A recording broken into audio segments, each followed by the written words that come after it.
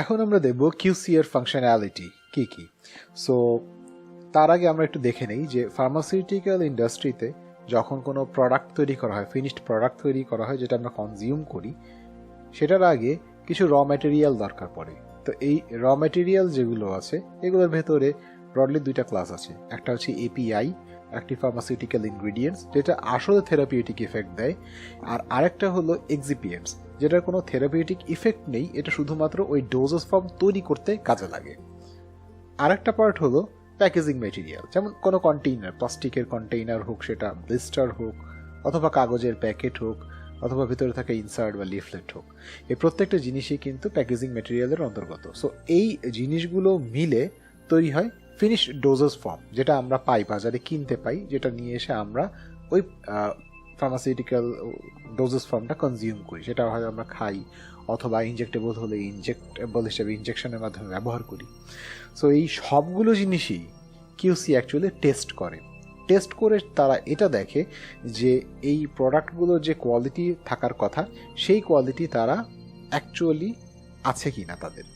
ওকে, so broadly যদি ভাঙি তাহলে এই প্রোডাক্টগুলোকে দুইটা ভাগে ভাগ করতে পারি। একটা হলো স্টার্টিং ম্যাটেরিয়াল আর একটা হলো ফিনিশড প্রোডাক্ট।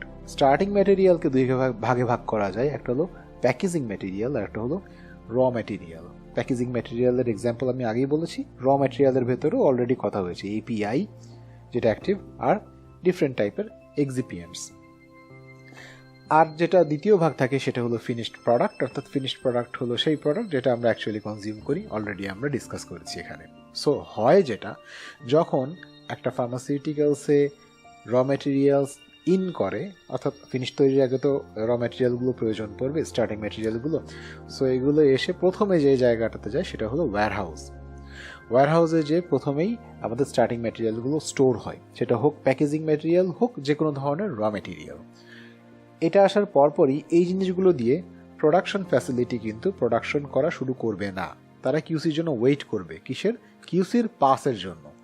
সো কিউসি যেটা করে, র ম্যাটেরিয়ালগুলো ইন করার সাথে সাথেই তারা কিউসি টিম দিয়ে এই র ম্যাটেরিয়ালগুলোকে স্যাম্পলিং করার ব্যবস্থা করে। স্যাম্পলিং কি?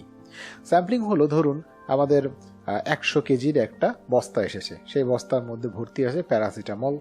না, এই 100 কেজি পরিমাণ প্রোডাক্ট, এই পুরোটা তো আর টেস্ট করার প্রয়োজনও নেই এবং সেটা সম্ভবও না। সো আমরা যেটা করতে পারি সেটা হচ্ছে ওই 100 কেজি থেকে 2 গ্রাম বা 5 গ্রাম পরিমাণ স্যাম্পল, এটা ডিপেন্ড করছে প্রোডাক্ট টু প্রোডাক্ট, 2 গ্রাম বা 5 গ্রাম পরিমাণ স্যাম্পল, রিপ্রেজেন্টেটিভ স্যাম্পল, ওখান থেকে পিক করে কিউসি ল্যাবে আমরা নিয়ে আসছি।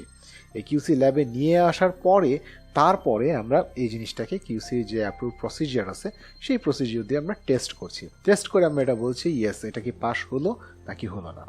একইভাবে অন্যান্য এক্সিপিয়েন্টস যেগুলো লাগবে এই প্রোডাক্টটা তৈরিতে, সেগুলোও আমরা স্যাম্পলিং করে নিয়ে আসছি ওয়্যারহাউস থেকে, কিউসিতে টেস্ট করছি এবং সেটাকে পাস দিচ্ছি। যদি এটা পাস করে তাহলে প্রোডাকশন ওই ম্যাটেরিয়ালটাকে ব্যবহার করতে পারবে।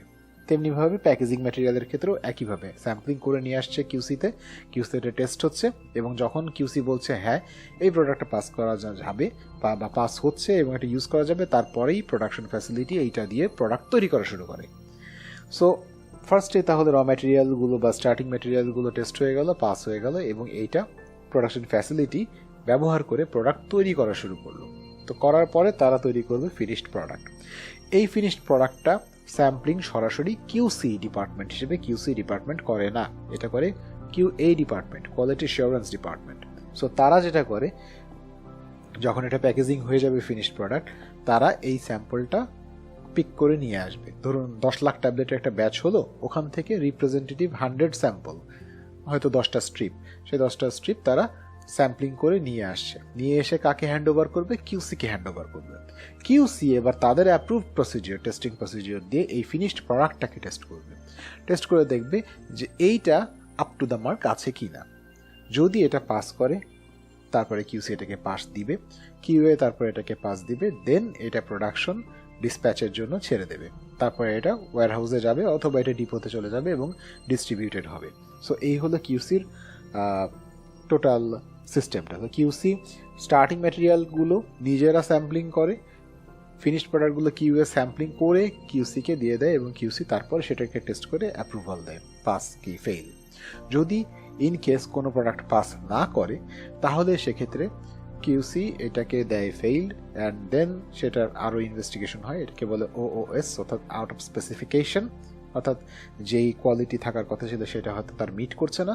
দেন তারপর ইনভেস্টিগেশন হয় এবং তারপরে দেখা হয় আসলে প্রবলেমটা কোথায়, টেস্টিংয়ের সমস্যা হয়েছে নাকি প্রোডাক্ট ইটসেলফ সমস্যা হয়েছে, এবং এই সমস্যা সমাধান করার পরে তারপরে ব্যাচ ডিসপোজিশনে যাওয়া হয় যে এটা কি ওকে আছে নাকি এটাকে রিফর্মুলেট করতে হবে অথবা অন্য কোনো ডিসিশন নিতে হবে।